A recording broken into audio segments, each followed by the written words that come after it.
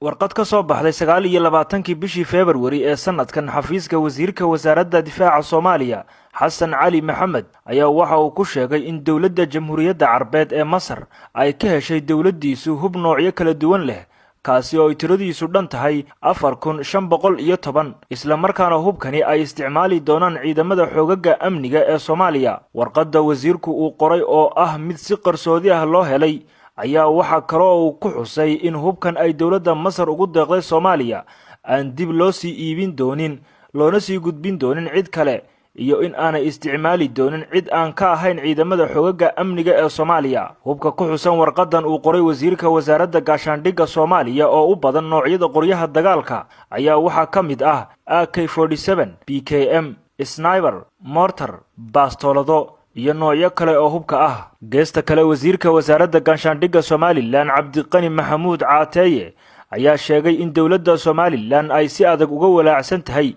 hubka ay dawladda Masar ugu deeqday Soomaaliya isla markaana waxa uu cambaareeyay dawladda Masar isagoo dawladda Masar ku eedeeyay in ay halis ku tahay nabadda iyo xasiloonida gobolka. qoraal uu soo dhigay bartiisa Twitter-ka isla markaana uu ku socodsiiyay Midowga Afrika, Qaramada Midoobay iyo madaxweynaha Somaliland ayuu ku yidhi dawladda Somaliland waxay aad uga walaacsan tahay dawladda Soomaaliya in ay ku guul daraysatay in ay u hoggaansanto cunaqabatayntii hubka ee Qaramada Midoobay. waxaan cambaaraynaynaa dawladda Masar ku xadgudubka cunaqabataynta hubka ee saaran Soomaaliya. tani waxa ay khatar weyn ku tahay nabadda iyo xasiloonida gobolka ayuu yidhi wasiirka wasaaradda gaashaandhigga Somaliland Cabdiqani Caateeye Fariid. dawladda Soomaaliya weli wax jawaab ah kama bixin warqadani iyo sababta xilligan keentay in hubkani ay ugu deeqdo dawladda Masar. Soomaaliya ayaa waxa saaran cunaqabataynta hubka ee Qaramada Midoobay tan iyo burburkii golaha ammaanka ee Qaramada Midoobay ayaa sanadkii hore 2019 waxay cambaarayeen hubka iyo rasaasta sharci darrada ah ee loo dhoofiyo Soomaaliya